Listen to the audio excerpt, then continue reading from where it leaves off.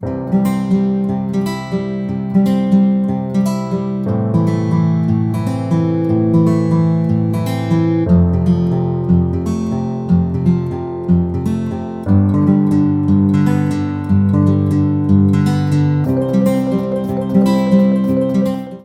Friends, welcome back to my channel that's back ventures academy. आज का जो हमारा वीडियो है इसमें जो टॉपिक्स हम डिस्कस करेंगे that is link state routing with OSPF, DHCP, FTP and telnet protocol. तो एंड तक देखिएगा आज का वीडियो ताकि आपको अच्छी तरह से समझ आ जाएं ये तमाम टॉपिक्स। मैंने बहुत आसान लैंग्वेज में एक्सप्लेन करने की कोशिश की है। सबसे पहले स्टार्ट करते हैं OSPF, that is open shortest path first. ये एक इंट्रा डोमेन प्रोटोकॉल है जो डेवलप किया था IETF ने। इंट्रा डोमेन का मतलब वो प्रोटोकॉल जो विद इन एन एरिया और नेटवर्क यूज़ किया जाता है। और ये जो प्रोटोकॉल है इसमें हम लिंक स्टेट राउटिंग एल्गोरिथम का यूज़ करते हैं। राउटिंग का मतलब हर एक राउटर जो है उसको एक दूसरे डोमेन की इंफॉर्मेशन होती है। ये यूज़ किया जाता है बेस्ट पाथ ढूंढने के लिए between source and destination router. उसमें जो बेस्ट पाथ है वो हम ढूंढते हैं इससे। अब OSPF के कुछ एरियाज देखेंगे। तो सबसे पहले इसके जो एरियाज़ हैं ये देखिए फिगर इसकी। OSPF के एरिया जो है इनको ऑटोनॉमस सिस्टम में डिवाइड किया गया है। ऑटोनॉमस सिस्टम हो गया collection of network, host, routers वगैरह, ठीक है। ये इन एरियाज़ में कुछ स्पेशल टाइप के राउटर्स भी प्रेजेंट होते हैं। ये स्पेशल राउटर्स जो होते हैं ये प्रेजेंट होते हैं कहाँ पे, बॉर्डर एरिया में प्रेजेंट होते हैं। और जो ये बॉर्डर एरिया में राउटर्स प्रेजेंट होते हैं इन राउटर्स को हम कौन से राउटर्स बोलते हैं, एरिया बॉर्डर राउटर्स। ये एरिया बॉर्डर राउटर्स जो हैं इनमें प्रेजेंट होता है इंफॉर्मेशन एरिया के बारे में, और ये इंफॉर्मेशन ये दूसरे एरियाज के साथ भी शेयर करते हैं। ये एरिया जो ऑटोनॉमस सिस्टम में है ये कनेक्ट होते हैं एक दूसरे के साथ with the help of backbone routers. Backbone router जो है ये एक पार्ट है प्राइमरी एरिया का। प्राइमरी एरिया का बेसिक काम क्या है, ये कम्युनिकेशन दो एरियाज़ के बिटवीन प्रोवाइड करता है। अब हम देखेंगे कि OSPF जो है ये काम कैसे करता है। OSPF के 3 स्टेप्स हैं। सबसे पहले स्टेप में क्या है कि OSPF काम कैसे करता है, सबसे पहले इसको नेबर चूज़ करना होता है। अगर हमें अपने किसी भी OSPF लिंक को स्टार्ट करना है तो सबसे पहले यहाँ पे राउटर अपना नेबर चूज़ करेगा। सेकेंड स्टेप जो है एज सून एज इसने नेबर को चूज़ कर लिया उसके बाद ये इन्फॉर्मेशन जो डेटाबेस की इन्फॉर्मेशन है उसको एक्सचेंज करेगा। नेबर बन गया उसके बाद ये दोनों राउटर्स एक दूसरे के साथ इंफॉर्मेशन एक्सचेंज करना स्टार्ट करते हैं। तीसरे स्टेप में ये बेस्ट रूट चूज करते हैं। अब ये बेस्ट रूट किस बेस पे चूज किया जाता है, ये कुछ कैलकुलेशंस की जाती हैं SPF से और उन कैलकुलेशन की बेसिस पे बेस्ट रूट देखा जाता है। अब हम देखेंगे हमारा राउटर जो है ये नेबरहुड की रिलेशनशिप कैसे बनाता है, ठीक है। सबसे पहले हमारा राउटर जो है वो चूज़ करता है एक राउटर आईडी अपना नेबर चूज़ करने से पहले। फिर ये राउटर आईडी एक्चुअली है क्या, ये एक ऐसा यूनिक नंबर है जो यूनिकली आइडेंटिफाई करता है किसी भी राउटर को। तो कुछ ऐसे वेज हैं जिसकी वजह से ये राउटर आईडी सेट करते हैं। पहला वे राउटर मैनुअली खुद ही ऐसा है कि हम मैनुअली इसका कुछ आईडी दे दें, या सेकंड एक ऐसा स्टेप है कि हम छोड़ दें राउटर को ताकि राउटर खुद ही डिसाइड कर दे अपना आईडी, या मैनुअली होता है या ऑटोमेटिक। ये 2 वेज हैं जहाँ पे राउटर अपना आईडी चूज करता है। अब हम देखेंगे कुछ तरह की लिंक्स होती हैं जो हम OSPF एल्गोरिथम में यूज करते हैं। पहली हमारी लिंक होती है पॉइंट टू पॉइंट लिंक। ये डायरेक्टली कनेक्ट होती है 2 राउटर्स के साथ। इसमें कोई भी होस्ट या राउटर बिटवीन में नहीं होता, डायरेक्टली 2 लिंक्स के बिटवीन कनेक्शन होता है। दूसरा होगी ट्रांजिएंट लिंक। तो ट्रांजिएंट लिंक कौन सी लिंक है, जब बहुत सारे राउटर्स आपस में कनेक्ट होते हैं नेटवर्क में तो जिस लिंक की मदद से ये कनेक्ट होते हैं that is called as a transient link. अब सेकंड ट्रांजिएंट लिंक की 2 इंप्लीमेंटेशन है। पहला अनरियलिस्टिक टोपोलॉजी। अनरियलिस्टिक टोपोलॉजी में तमाम राउटर्स कनेक्ट होंगे एक दूसरे के साथ, और सेकंड जो हमारा टोपोलॉजी आती है that is the realistic topology. Realistic topology में क्या होगा, राउटर्स जो है कुछ डिज़ाइनेटेड राउटर्स एग्जिस्ट करते हैं नेटवर्क में, ठीक है। अब ये डिज़ाइनेटेड राउटर्स क्या होते हैं, ये हार्डवेयर एक ऐसी हार्डवेयर पीस है जो पर्टिकुलर रोल प्ले करती है वायरलेस नेटवर्किंग में। अब थर्ड तरह की लिंक है that is called as the stub link. ये स्टब लिंक जो है इस तरह के नेटवर्क में क्या होता है, नेटवर्क ये यहाँ पे एक सिंगल राउटर होता है नेटवर्क में, और यहाँ पे डेटा जो एंटर होता है वो एक सिंगल राउटर से होता है, और फिर जो डेटा वापस जाता है वो भी इसी ही राउटर के थ्रू जाता है। अदर हमारे पास एक लिंक होती है that is the virtual link. अगर हमारे लिंक 2 राउटर्स के बिटवीन में टूट गई तो वहाँ पे जो पाथ बन जाता है उन राउटर्स के बिटवीन, तो उसको बोलते हैं हम वर्चुअल पाथ, और वो लिंक जो होती है उसको वर्चुअल लिंक बोलते हैं। OSPF जो है इसका हम थोड़ा सा मैसेज फॉर्मेट देख लेते हैं। अब इनको हम फील्ड्स को थोड़ा सा डिस्कस करते हैं। सबसे पहला जो आता है दैट इज आपका वर्जन। ये 8 बिट की फील्ड है जो हमें OSPF की वर्जन प्रोटोकॉल के बारे में बताता है, प्रोटोकॉल का वर्जन। टाइप 8 बिट की फील्ड है जो हमें बताता है OSPF पैकेट का टाइप। मैसेज ये 16 बिट की फील्ड है जो डिफाइन करता है टोटल लेंथ ऑफ मैसेज, इसमें हेडर की लेंथ भी इंक्लूड की जाती है। फिर आता है सोर्स IP एड्रेस, ये हमें बताता है एड्रेस जहां से पैकेट सेंड किया जा रहा है, सोर्स। फिर आता है हमारे पास एरिया आइडेंटिफिकेशन, ये हमें बताता है वो एरिया जहाँ पे राउटिंग हो रही है। फिर आगे हमारे पास चेकसम की फील्ड जो है हमेशा की तरह ये एरर डिटेक्शन और एरर करेक्शन के लिए यहाँ भी यूज़ की जाती है। ऑथेंटिकेशन टाइप ये दो तरह की होती हैं, 0 एंड 1। 0 तब यूज़ होता है जब ऑथेंटिकेशन अवेलेबल नहीं है, अगर 1 है दैट मीन्स हमने ऑथेंटिकेशन यूज़ की है, और कौन सी, पासवर्ड बेस्ड ऑथेंटिकेशन। अब हमारे पास 8 फील्ड जो आती है वो 8th वाली दैट इज द ऑथेंटिकेशन, ये 32 बिट की फील्ड है जिसमें एक्चुअल वैल्यू होता है किसका, ऑथेंटिकेशन डेटा का। अब हम देखते हैं OSPF के कुछ स्टेट्स। पहला स्टेट इसमें जो होता है हमारा that is the down state. अगर डिवाइस इस स्टेट में है इसका मतलब कि जो पैकेट हम सेंड कर रहे हैं, हेलो पैकेट, वो रिसीव नहीं हुआ है, ठीक है। तो इसका मतलब ये नहीं है कि ये फिजिकली डाउन है। यहाँ पे हम ये भी बोल सकते हैं कि OSPF प्रोसेस जो है ये अभी स्टार्ट नहीं हुई है। तो सेकेंड हमारा जो स्टेट आता है that is called as the init state. Init state का मतलब होगा जो डिवाइस है इसने हेलो पैकेट रिसीव कर लिया है दूसरे राउटर से। तो अनदर हमारे पास जो स्टेट है दैट इज द 2 वे। अगर डिवाइस इस स्टेट में है इसका मतलब दोनों राउटर्स ने रिसीव किया है हेलो पैकेट और इस्टेब्लिश हो गया है कनेक्शन इनके बिटवीन। अब ये दोनों राउटर्स आपस में मैसेजेस सेंड कर सकते हैं। फिर हमारे पास दूसरा स्टेट जो आता है वो आता है EX स्टेट। EX स्टेट जो है स्टार्ट, तो यहाँ पे मास्टर और स्लेव सेलेक्ट किए जाते हैं। वो किस बेसिस पे होते हैं, वो होता है राउटर के आईडी पे। देन एक्सचेंज, यहाँ पे दोनों राउटर्स जो हैं ये क्या करते हैं, आपस में लिस्ट ऑफ LSA एक्सचेंज करते हैं। LSA क्या है, ये होता है डेटाबेस डिस्क्रिप्शन, इसमें डेटाबेस की तमाम डिस्क्रिप्शन पाई जाती है। लोडिंग, यहाँ पे LSR, LSU, LSA तमाम एक्सचेंज किए जाते हैं बिटवीन द 2 राउटर्स। फिर हमारे पास लास्ट जो है दैट इज फुल। यहाँ पे राउटर्स जब लोडिंग स्टेट हो गई तो उसके बाद राउटर्स लास्ट स्टेज में एंटर होते हैं, that is called as the full state. अब हम दूसरा टॉपिक डिस्कस करेंगे that is DHCP, dynamic host configuration protocol. तो DHCP एक ऐसा नेटवर्क मैनेजमेंट प्रोटोकॉल है जिसकी वजह से हम अपने डिवाइसेस को या नोड्स को IP एड्रेसेस असाइन करते हैं, लेकिन डायनामिकली, ठीक है। ये जो प्रोटोकॉल है ये हम इम्प्लीमेंट कर सकते हैं लोकल नेटवर्क्स पे भी, या अगर लार्ज एंटरप्राइज नेटवर्क से तो वहाँ पे भी हम इसको आराम से यूज़ कर सकते हैं, इम्प्लीमेंट कर सकते हैं। और ये प्रोटोकॉल एक डिफ़ॉल्ट प्रोटोकॉल है जो बहुत सारे राउटर्स या बहुत सारे नेटवर्किंग इक्विपमेंट्स ऑटोमेटिकली यूज़ करते हैं, इसको डिफ़ॉल्ट प्रोटोकॉल भी बोलते हैं। और another name for DHCP that is called as the RFC। RFC का मतलब रिक्वेस्ट फॉर कमेंट। तो अब हम देखेंगे हमारा जो DHCP है ये करता क्या है काम, ठीक है। तो ये सबसे पहले ये क्या करता है, जो भी डिवाइसेस होंगे, जो भी नोड्स होंगे, चाहे वो हम किसी नेटवर्क में ऐड करें या किसी नेटवर्क में ड्रॉप करें, उसको वो मैनेज करता है। और ये क्या करता है, किसी भी जो हमारा DHCP सर्वर है उनके जो होस्ट्स है उनका यूनिक IP एड्रेसेस जो है उनको भी मेंटेन यही करता है। सेकंड, ये क्या करता है, एक रिक्वेस्ट सेंड करता है DHCP सर्वर को, चाहे वो क्लाइंट हो, नोड हो, डिवाइस हो, कोई भी जो भी हम DHCP से जो कनेक्ट किया गया है अपने नेटवर्क पे, हमने कन्फिगर किया है उसको DHCP पे, तो उस पर भी वो क्या करेगा, एक रिक्वेस्ट सेंड कर देगा। अब हम देखेंगे कि हमारा DHCP जो है ये एक्चुअली काम कैसे करता है। ये एल्गोरिदम जो है ये हम एप्लीकेशन लेयर पे रन होता है, अपने TCP/IP जो मॉडल है उसकी लेयर जो है एप्लीकेशन लेयर, वहाँ पे ये रन करता है। ये क्या करता है, सेकंड काम इसका क्या है, जो TCP/IP कॉन्फ़िगरेशन इन्फॉर्मेशन है वो इसको एलोकेट करता है और पहुंचाता है DHCP क्लाइंट्स तक। ये इन्फॉर्मेशन कौन सी होती है, इस इन्फॉर्मेशन में होता है सबनेट मास्क इन्फॉर्मेशन होगी, डिफ़ॉल्ट गेटवे होगा, IP एड्रेस होगा और DNS एड्रेस होगा।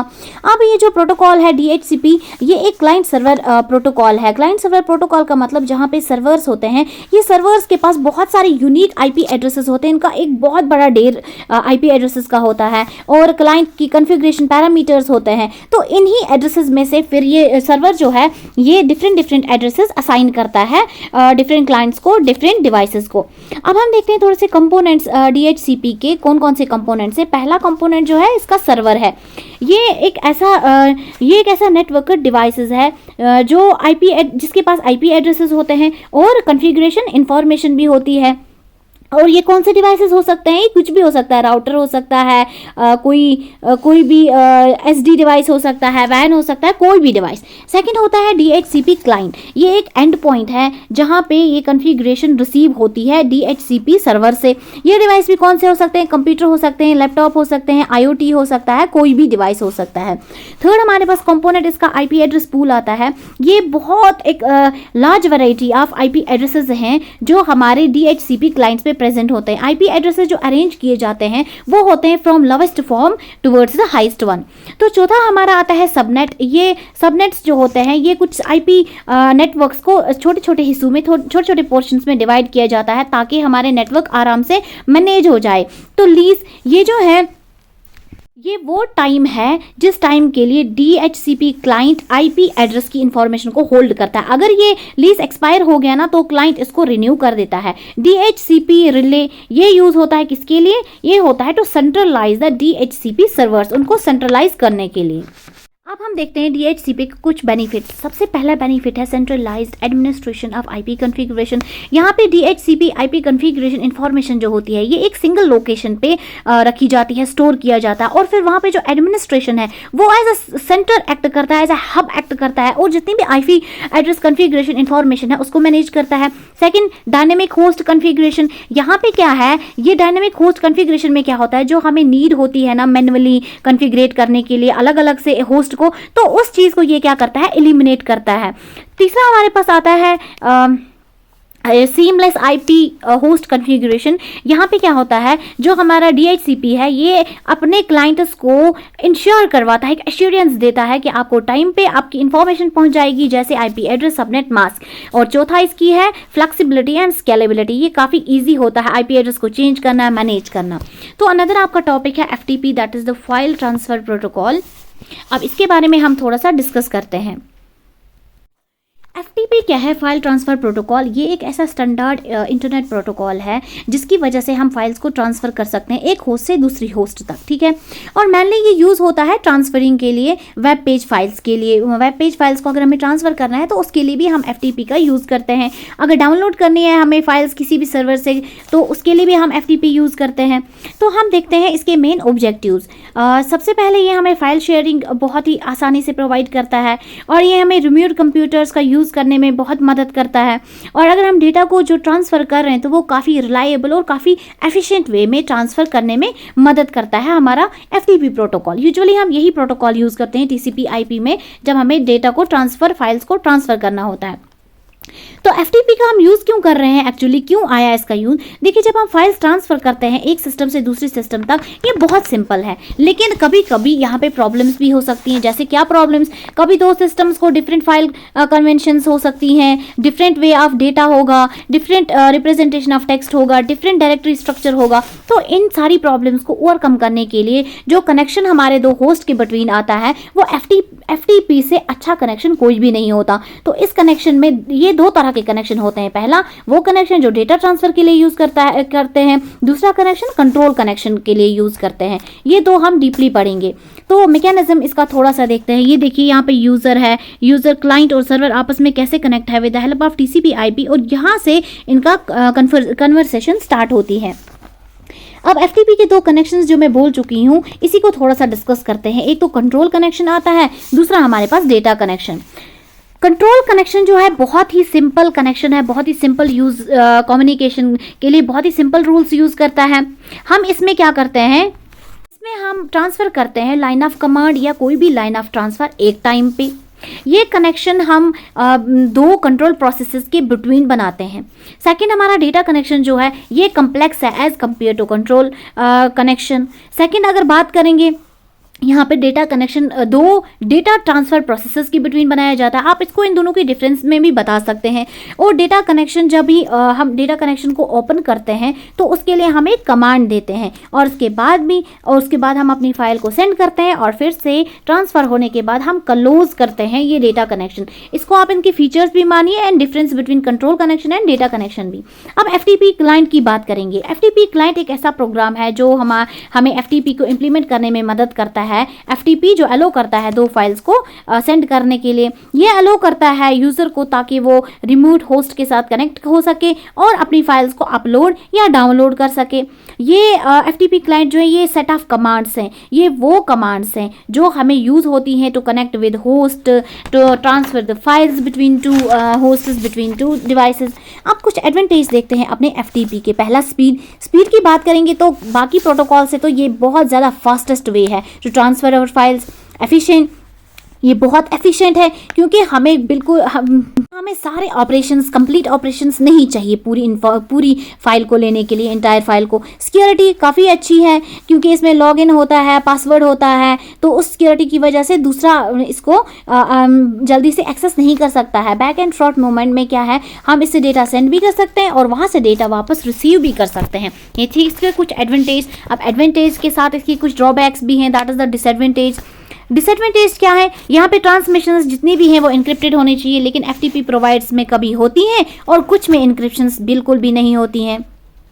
अब अगर हम क्या करना चाहते हैं, साइमल्टेनियसली हम मल्टीपल रिसीवर्स को अगर डेटा सेंड करना चाहें, रन करना चाहें तो नहीं कर सकते हैं। पासवर्ड्स और जो फाइल के कंटेंट्स हैं वो सीधा क्लियर टेक्स्ट में सेंड किया जाता है। क्लियर टेक्स्ट में सेंड कर लो तो अटैकर्स आराम से अटैक कर लेंगे और आराम से देख लेंगे कि उसका पासवर्ड क्या है, तो यहाँ पे इसकी थोड़ी सी प्रॉब्लम हो जाती है। और सेकंड जो प्रॉब्लम है दैट इज़ ये कंपैटिबल बिल्कुल भी नहीं है सारे सिस्टम्स के साथ। कुछ सिस्टम्स के साथ कंपैटिबल है और कुछ सिस्टम्स के साथ ये कंपैटिबल बिल्कुल भी नहीं है। अब हम देखेंगे another topic that is telnet protocol या टर्मिनल नेटवर्क। तो एक्चुअली टर्मिनल नेटवर्क का हम देखते हैं कि हमें इसकी यूज़ क्यों है। पहला, इंटरनेट का मेन टास्क क्या है, अपने प्रोवाइडर्स को क्या करना, सर्विस देना। लेकिन इसके लिए हमें प्रॉपर क्लाइंट सर्वर प्रोग्राम चाहिए होगा, SMTP जैसे FTP। लेकिन ये प्रोग्राम्स भी हमें कोई स्पेसिफिक प्रोग्राम हर डिमांड के लिए नहीं देते हैं। तो बेटर सोल्यूशन इस प्रॉब्लम का क्या होगा, कोई ऐसा जनरल सर्वर क्लाइंट प्रोग्राम हो जो क्या करे, यूज़र को मदद करे कोई भी एप्लीकेशन प्रोग्राम को एक्सेस करने के लिए। तो उस टाइम पे ये जो यहाँ पे क्या होगा, एक ऐसा प्रोग्राम चाहिए होगा जो यूज़र को क्या करेगा, रिमोट कंप्यूटर को यूज़ करने में मदद करेगा, लॉगिन करने में मदद करेगा। तो उस चीज़ को, इस डिमांड के लिए हमें क्या चाहिए होता है, टेलनेट। ये प्रॉब्लम्स को ओवरकम कौन करता है, टेलनेट। टेलनेट में दो तरह के लॉगिन्स होती हैं। पहला लॉगिन जो होता है दैट इज़ लोकल लॉगिन और सेकंड लॉगिन होता है रिमोट लॉगिन। लोकल लॉगिन की अगर हम बात करेंगे तो जब हमारा यूज़र जो है अगर वो लोकल कंप्यूटर का यूज़ कर रहा है तो तब जो वो लॉगिन करेगा उसको लोकल लॉगिन कहते हैं। यहाँ पे क्या होता है, जब काम करते हैं अपने कंप्यूटर पे तो पहले इनपुट दिया जाता है कीबोर्ड की मदद से। ये कीबोर्ड की जो इनपुट होता है ये एक्सेप्ट करता है अपना टर्मिनल और ये पास करता है ये टर्मिनल ऑपरेटिंग सिस्टम को, और फाइनली हमें वापस में रिजल्टेंट क्या मिल जाता है, अपना डिज़ायर्ड एप्लीकेशन प्रोग्राम जो हमें चाहिए। अनदर टाइप है हमारे पास रिमोट लॉगिन। तो रिमोट लॉगिन, अगर रिमोट लॉगिन की बात करेंगे, ये इसका थोड़ा सा आर्किटेक्चर है। अगर यूज़र क्या करना चाहेगा, कोई भी एप्लीकेशन प्रोग्राम को एक्सेस करना चाहेगा रिमोट कंप्यूटर पे, तो उसको वहाँ पे जो अपना लॉगिन करना पड़ता है that is called as a remote login. अब इसमें modes of operation in case of the telnet, पहला होता है हमारे पास डिफ़ॉल्ट मोड। डिफ़ॉल्ट मोड हम तब यूज़ करते हैं जब कोई भी मोड यूज़ नहीं किया जा रहा है, तो उस टाइम पे डिफ़ॉल्ट मोड खुद ही यूज़ हो जाएगा। इसमें बेसिकली क्या होता है, क्लाइंट की तरफ से इकोइंग का क्या मतलब होता है कि यहाँ पे जो भी कैरेक्टर यूज़र टाइप करता है क्लाइंट उसको इको करता है, वापस वही कैरेक्टर स्क्रीन पे क्या करता है, डिस्प्ले। लेकिन तब तक डिस्प्ले नहीं करेगा जब तक ना पूरी लाइन हम यहाँ से क्लाइंट उसको टाइप करेगा। पूरी लाइन एक बार टाइप हो जाए तो फिर पूरा डिस्प्ले हो जाएगा स्क्रीन पे। करेक्टर मोड में क्या हो जाएगा, यहाँ पे ईच करेक्टर, हर एक करेक्टर इस मोड में टाइप किया जाता है। क्लाइंट टाइप करता है एक एक करेक्टर और सेंड करता है सर्वर को। लाइन मोड में क्या होता है, अगर हमें कोई एडिटिंग करनी है, इकोइंग करनी है, करेक्टर इरेजिंग करनी है तो क्लाइंट साइड पे आराम से हो जाती है। और यहाँ पे लाइन मोड एक ऐसा मोड है जहाँ पे सिंपल पूरी लाइन एक ही बार सेंड की जाती है सर्वर को। तो ये था आज का टॉपिक। अगर आपको कोई भी प्रॉब्लम हो तो काइंडली कमेंट बॉक्स में लिखिएगा।